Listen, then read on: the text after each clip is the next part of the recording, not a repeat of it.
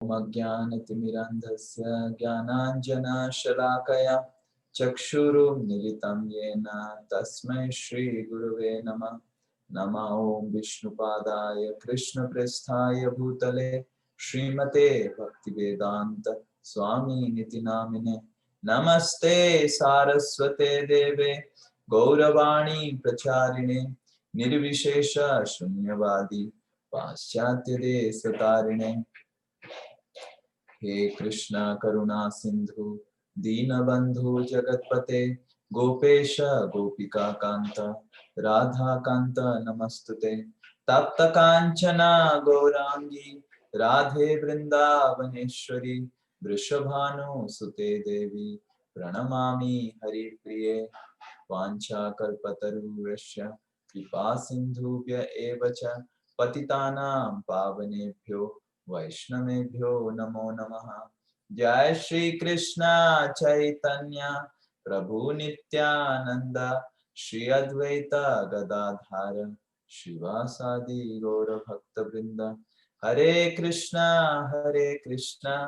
कृष्ण कृष्ण हरे हरे हरे राम राम राम हरे हरे। मूकं करोति वाचालं पंगुं लंघायते गिरिं यत्कृपातमहं वन्दे श्रीगुरु दीनतारिणं श्रीपरमानन्दमाधवं श्रीचैतन्यम्। हरे कृष्ण। तो आप सबको स्वागत है। आज हमारी प्रातःकालीन ब्रजमंडल परिक्रमा में, तो जैसे हम पिछले 15 दिन से परिक्रमा लगा रहे हैं ब्रजमंडल की, तो आप सबको पता होगा कि हम अभी मानसरोवर से लेके पानी गांव पहुंचेंगे। तो ये पानी गांव देखिए, मानसरोवर से चल के ये पूरा यमुना के किनारे बसा हुआ है, एक छोटा सा गांव है। तो आज हम पानी गांव की कथा करेंगे। जैसे आप सबको नाम से पता रहा होगा कि ये पानी गांव जो है ये कृष्ण के गुरुदेव की गांव है। तो एक दिन कृष्ण रासलीला में जब आए, थोड़ा विलंब करके आए, ऑलमोस्ट बहुत रात बीत गया था। तो जब विलंब करके आए तो गोपी लोग प्रश्न करने लगे कि आप अपने इतना लेट क्यों हो गया, why you are so late. तो कृष्ण बोले कि मैं अपने गुरुदेव से मिलने गया हूँ।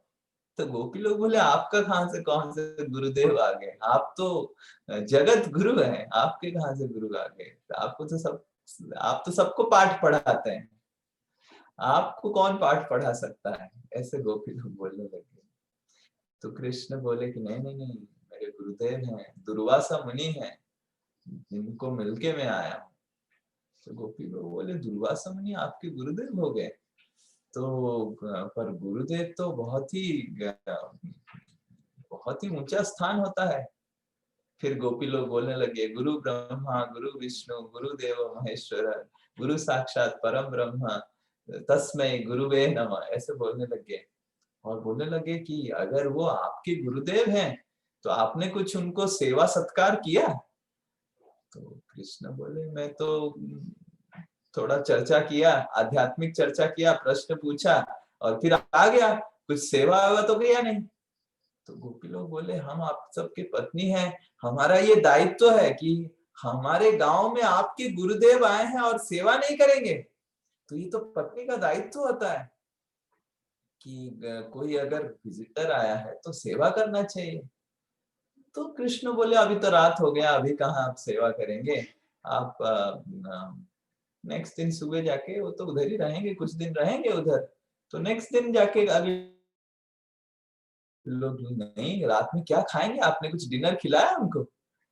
तो कृष्ण बोले उनका नाम दुर्वासा है, वो दुर्ब घास खाते हैं, इसलिए दुर्वास, दुर्ब घास का वो जूस पीते हैं। दुर्ब जानते हैं ना, वो जो पूजा में यूज होता है, दुर्ब घास। तो घास घास खाते हैं, बस थोड़ा घास का जूस ऐसे कुछ खा लेते हैं, या फिर कभी कभी हवा खा के भी जी लेते हैं। और नग्न रहते हैं, मतलब नहीं बोला जाता है, वो कपड़ा नहीं पहना है, नंगा है, ऐसे कभी नहीं बोला जाता है।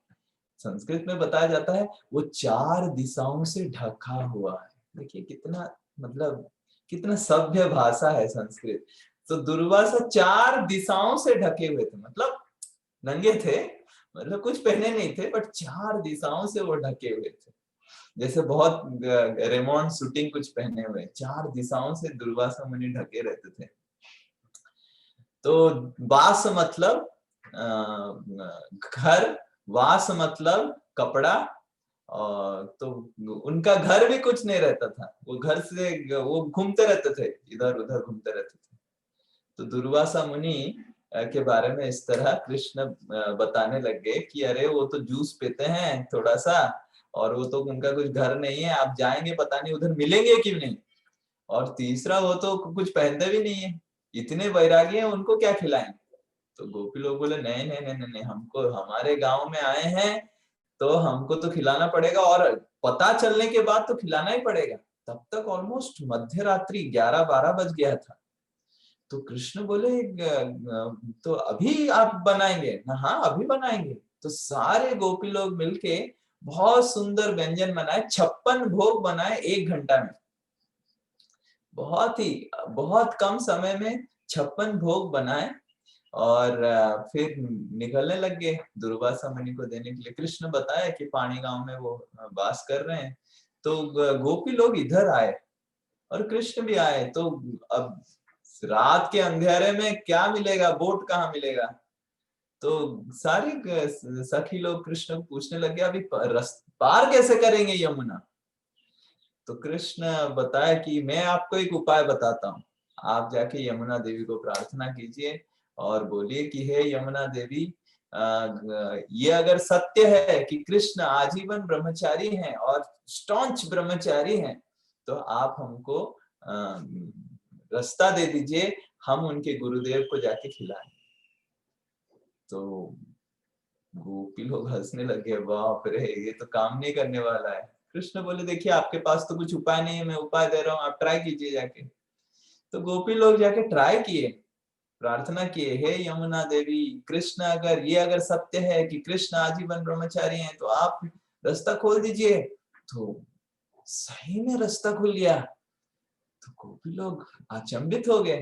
तो फिर गए, 56 भोग का बहुत बहुत सारे गोपी लोग थे और घड़ा था। और फिर दुर्वासा मुनि को दंडवत किए, और दुर्वासा मुनि देख के रात में चौंक गए कि ये सब कहाँ से आ गए।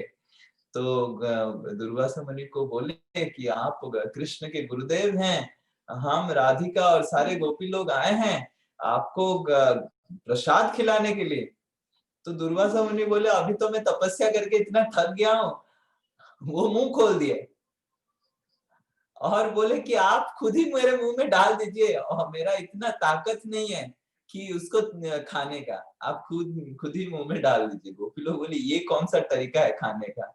तो दुर्वासा मुनि मुंह खोल के बैठ गए, और गोपी लोग एक एक करके वो सारा 56 भोग जितना था सब एक एक करके उनके मुंह में डालते गए, और दुर्वासा मुनि उसको खाली निगलते गए।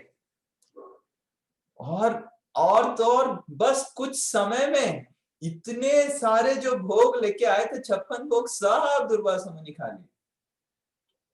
तो फिर दुर्वासा मुनि ढकार मारे और फिर बोले मैं बहुत तृप्त हुआ, ये कौन ये सब प्रसाद बना है, किसके तत्वावधान में बना। तो सारे गोपी लोग बोले श्रीमती राधा रानी के तत्वावधान में बना। तो दुर्वासा मुनि बहुत प्रसन्न होकर राधा रानी को आशीर्वाद किए। फिर जब वापस आए तो फिर से गोपी लोग पूछने लग गए कि हम कैसे वापस जाएं। तो दुर्वासा मुनि बोले जाके यमुना देवी से फिर से बताइए कि अगर मैंने केवल दुर्भ घास खाया है और दुर्भ घास से ही मैं आजीवन खाता हूं, तो हे यमुना देवी ये बात अगर सत्य है तो आप रास्ता खोल दीजिए। तो गोपी लोग बोले अभी तो 56 भोग खाया, कैसे बोल सकता है ऐसे। तो फिर भी गोपी लोग जाके बोले यमुना देवी को, और तुरंत यमुना देवी रास्ता खोल दी। फिर गोपी लोग फिर से वापस आते हैं, वापस आके कृष्ण से मिलते हैं तो प्रश्न पूछते हैं कि ये कैसे हो सकता है, आप तो जीवन भर बचपन से ही हमारे साथ नृत्य कर रहे हैं, आप कैसे ब्रह्मचारी हो गए, मेरे को समझ में नहीं आ रहा है। और ये अभी 56 भोग खाया और आपके गुरुदेव, और ये कैसे दुर्भ घास खा रहे हैं। तो कृष्ण फिर बताते हैं कि किस तरह, हाँ, वो कृष्ण हर वक्त 3 गुण से ऊपर रहते हैं, और उनको कृष्ण सब व्यक्ति को प्रेम करते हैं, और सब व्यक्ति का जो प्रेम का आदान प्रदान है उसके हिसाब से वो प्रेम का आदान प्रदान करते हैं। कृष्ण के लिए हनुमान जी और गोपी में कुछ अंतर नहीं है, कृष्ण के लिए सबरी और गोपी में कुछ अंतर नहीं है, कृष्ण के लिए कुब्जा और गोपी में कुछ अंतर नहीं है, कृष्ण के लिए विदुर और हनुमान जी में कुछ अंतर नहीं है।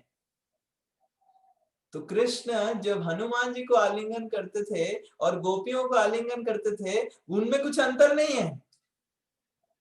कृष्ण केवल प्रेम और भक्ति भाव देखते हैं।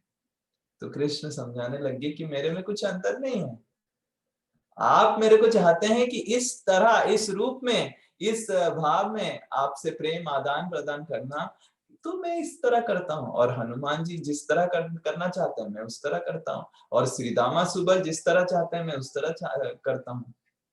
तो मेरे लिए तो भक्ति ही आपसे मैं ले रहा हूँ। I am not attached to the external forms. तो इस तरह भगवान कृष्ण गोपियों को समझाते हैं कि इसीलिए वो ब्रह्मचारी है। और दुर्वासा मुनि के बारे में भगवान बता के ये बताते हैं कि उसी तरह दुर्वासा मुनि भी सब कुछ ग्रहण किए आपकी प्रसन्नता के लिए। आप उनको खिलाना चाहते थे इसीलिए वो खाए, नहीं तो उनको खाने का कुछ he was not interested, neither he was calling you, आपको वो बुला भी नहीं रहे थे खाने के लिए, मेरे को खाना खिलाओ। वो तो बहुत ही आनंद में थे दुर्भ घास खा के, पर क्योंकि आप आए हैं अतिथि बन के, आप उनके यहाँ आए हैं, खिलाने के लिए आए हैं, तो आपकी सेवा करने के लिए दुर्वासा नहीं खा, तो इसीलिए वो भी कुछ नहीं खाते। तो ये जो लीला ये पानी गांव में हुआ था, ये लीला हम बहुत बार सुने हैं, पर ये एक्चुअली हुआ था ये पानी गांव के तट पे, यमुना के तट पे। ये जो मानसरोवर भांडिर वन से निकल के मानसरोवर, ये एक्चुअली भांडिर वन का ही पार्ट है, उसके बाद लोहवन आएगा। तो ये पानी गांव में भगवान की बहुत सारी नौका विहार लीला भी हुआ है। उसमें से एक नौका विहार लीला मैं वर्णन करूंगा, जिससे हमारे जीवन में बहुत हमको ज्ञान और उपदेश मिल सकता है। हालांकि ये लीला बहुत रोमांचक है, पर हमारे साधकों के जीवन में बहुत हम उससे उपदेश ग्रहण कर सकते हैं।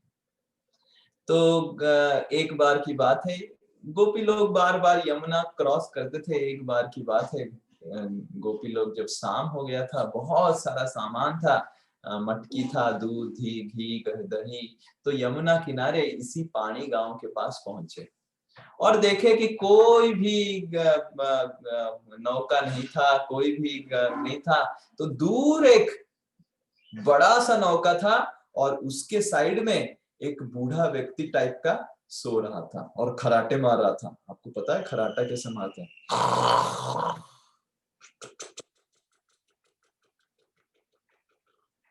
ऐसे खराटा मार रहा था। मेरी नानी जी जब खराटा मारती थी, एक मतलब सिम्फोनी होता था, मतलब 7 प्रकार की वो आवाज निकालती थी।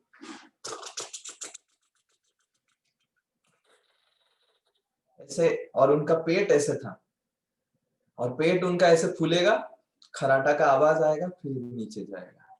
और मैं सुबह सुबह उठ जाता था 2:30 बजे पढ़ने के लिए। तो मैं पढ़ के, ये बैकग्राउंड म्यूजिक चल रहा है मेरा पढ़ाई के समय, और मैं पढ़ता रहता था और ये बैकग्राउंड म्यूजिक देखता था, और नानी जी का मेरा पेट का सब वो देखता था। अलग अलग पेट का विकार होता थे और अलग अलग आवाजों का विकार होता था जब वो खराटा मारते थे। तो कोई जब खराटा मारता है रात में, और आप अगर जगे हुए हैं, आप अगर सोने का कोशिश कर रहे हैं तो आपका हालत, ओ बाप रे।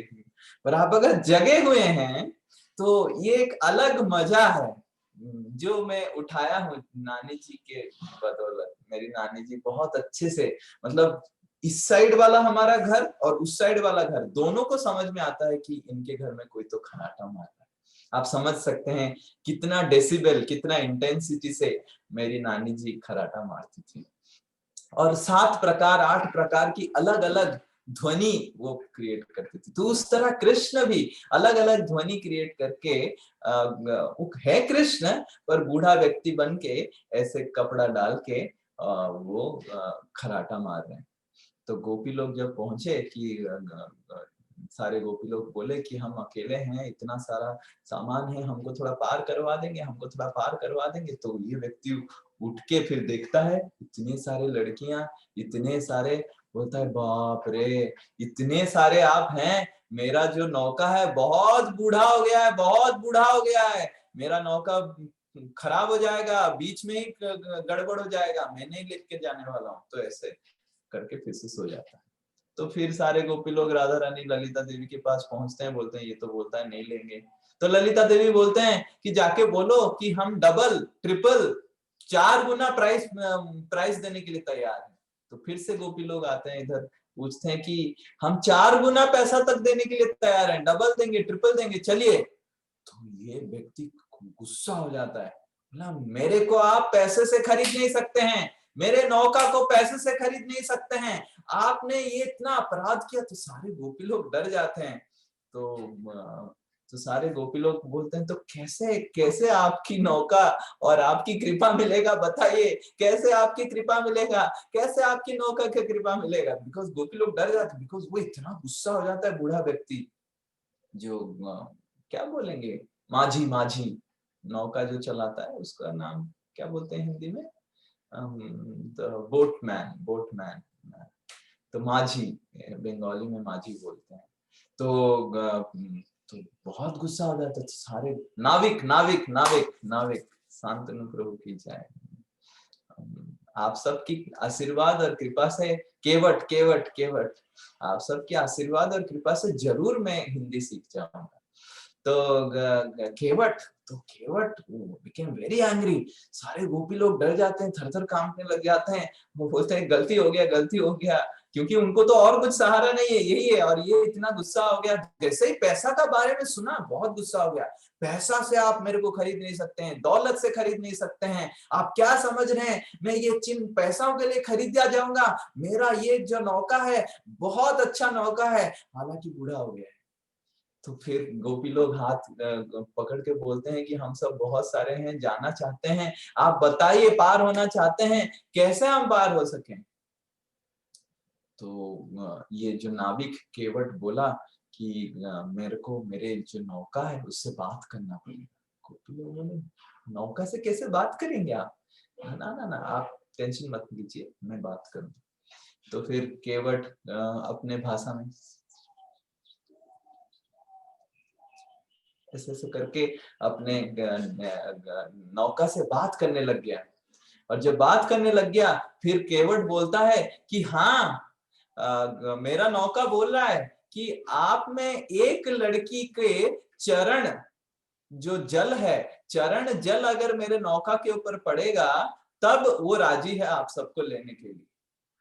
तो गोपी लोग बोले चरण जल किसका, किस लड़की का ना, वो तो पूछना पड़ेगा। फिर से वो बात करने लग जाता है, केवट अपने नौका से फिर बात करने लग गए। ओ ये तो बोल रहा है कोई तो आपके अंदर कोई वृषभानु महाराज की कोई बेटी आए है क्या इधर? कोई वृषभानु महाराज की बिटिया है आप सब में, कौन है वो? उसकी जब चरण जल पड़ेगा तब वो बोल रहा है लेके जाएगा।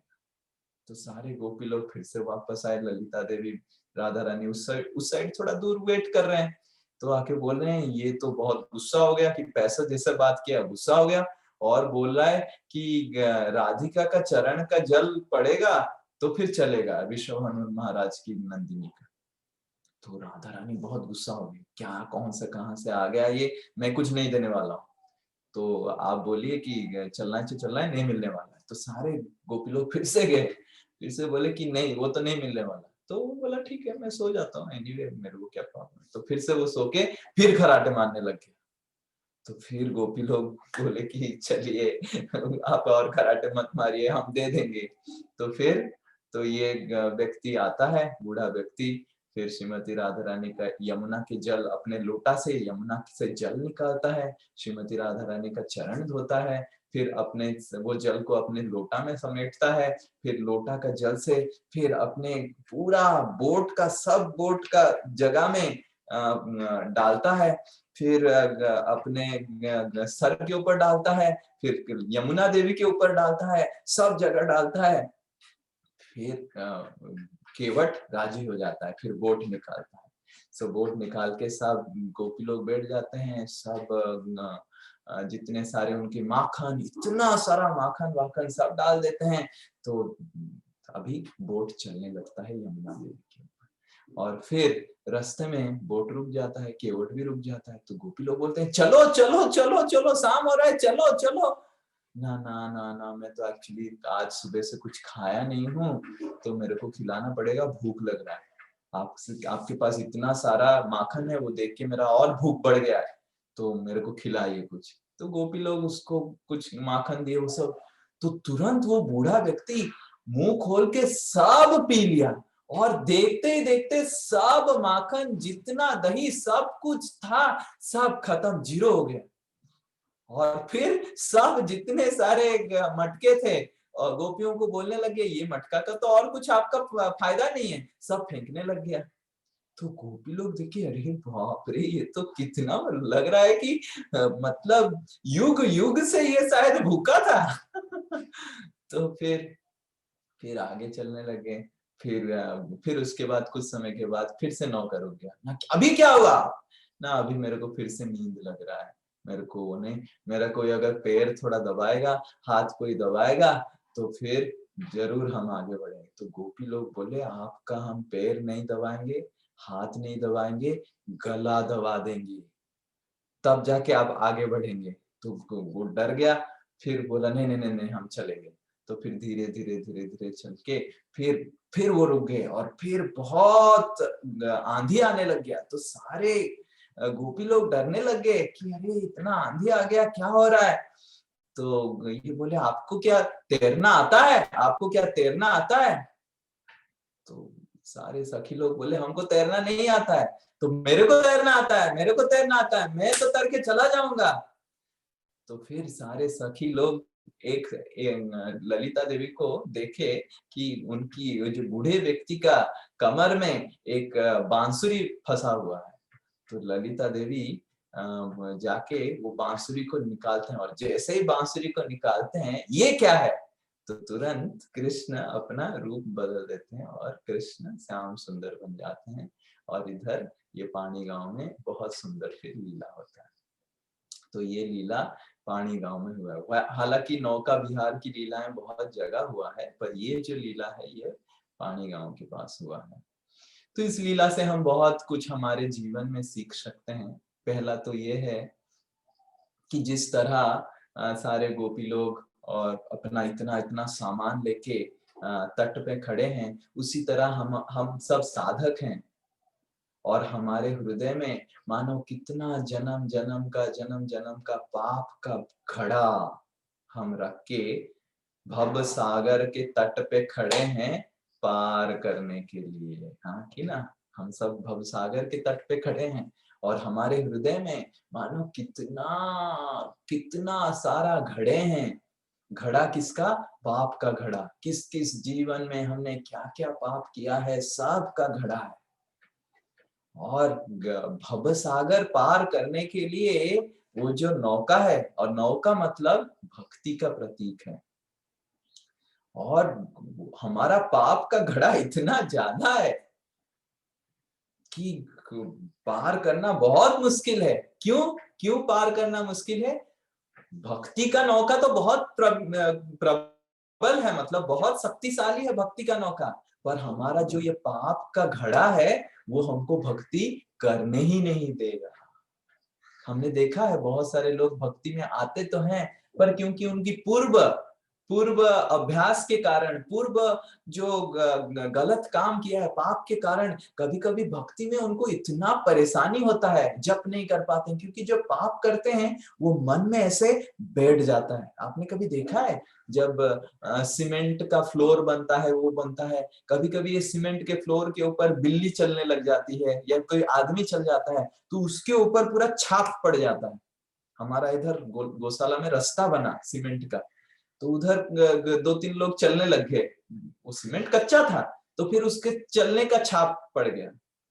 तो उसी तरह जिस तरह छाप पड़ जाने से वो पूरा परमानेंट हो जाता है, उसी तरह हमारे मन में पाप, सैकड़ों जीवन से पाप कर करके हमारे मन में पाप करने का जो विकार है वो सब छाप पड़ गया है। और उसके कारण भक्ति में तो हम आते हैं, पर भक्ति करना इतना मुश्किल होता है, कष्टकर होता है। कभी कभी जब करने के समय मन को फोकस करना, मन इतना इतना उधर भागता रहता है, इतना विचलित रहता है हमारा मन। तो भक्ति तो शक्तिशाली है, भक्ति का नौका शक्तिशाली है, पर हमारा पाप का घड़ा के कारण बहुत मुश्किल है कभी कभी। तो फिर कृष्ण जो नाविक हैं, हमारे भव सागर पार होने के जो नाविक है, कृष्ण क्या बोले, एक उपाय है, एक उपाय से पार हो सकता है। कब? जब श्रीमती राधिका का चरण का जल मिलेगा।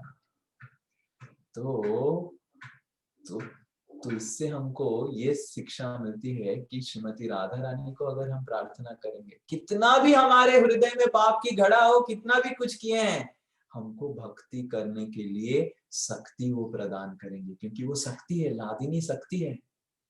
लादिनी कराए कृष्णेर आनंद आस्वादन, लादिनी होय द्वारा होय भक्तेर पोषण। लादिनी शक्ति कृष्ण को आनंद प्रदान करती हैं और लादिनी से भक्त का पोषण होता है, भक्ति का पोषण होता है। तो श्रीमती राधा रानी हमको शक्ति देंगे और वही श्रीमती राधा रानी की रिप्रेजेंटेटिव बन के गुरु परंपरा आते हैं। श्रील प्रभुपाद हमारे आचार्य और गुरुदेव आते हैं। श्रीमती राधा रानी का चरण का शरण हम ले सकते हैं गुरु वर्गों के। तो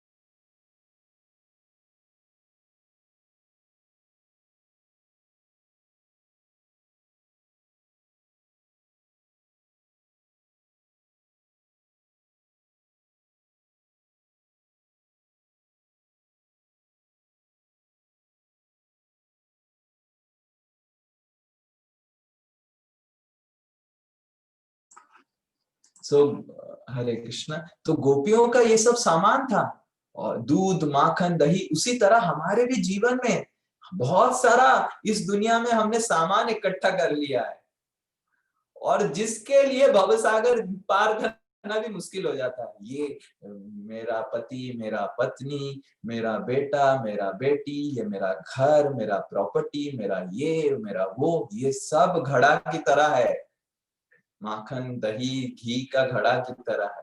और उसको हमको क्या करना पड़ेगा? भवसागर पार करने के लिए कृष्ण को पिला देना पड़ेगा। तो इसका मतलब हमको कृष्ण की प्रतिनिधि बन के ये सब कार्य करना पड़ेगा। मैं पत्नी हूँ, कृष्ण की प्रतिनिधि बन के किसी का पत्नी हूँ। मैं पति हूँ, कृष्ण की प्रतिनिधि बन के किसी का पति हूँ। मैं नौकरी कर रहा हूँ, कृष्ण की प्रतिनिधि बन के किसी का नौकरी कर रहा हूँ। So we have to engage this and do this as a service to Krishna।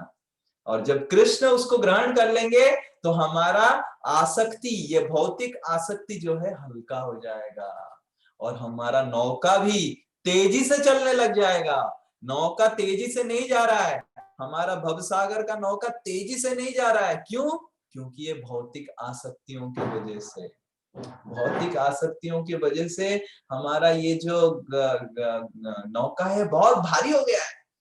और इसको ठीक करने का तरीका है, कृष्ण को खिला दीजिए माखन, माखन से आसक्त मत रहिए, तब भव सागर पार नहीं हो पाएंगे, इधर ही माखन खाते रहेंगे। प्रॉपर्टी का माखन से आसक्त होंगे तो यही प्रॉपर्टी से ही आसक्त होके इधर ही रहना पड़ेगा। प्रॉपर्टी को कृष्ण को दे दीजिए। पति, पत्नी, बेटा, बेटी, ये जितने सारे हम रेस्पॉन्सिबिलिटी निभाते हैं, कृष्ण की प्रतिनिधि बन के निभाइए। ये मेरा घर कृष्ण का है, ये मेरा प्रॉपर्टी कृष्ण का है, और सब कृष्ण को दे दीजिए। तब ये भौतिक आसक्ति का घड़ा हल्का होगा, नौका तेजी से चलेगा, नहीं तो नौका रुक जाएगा। और जैसे ही गोपी लोग सब कृष्ण खिला दिए, पूरा नौका हो गया और फिर आगे चढ़ने लग गया।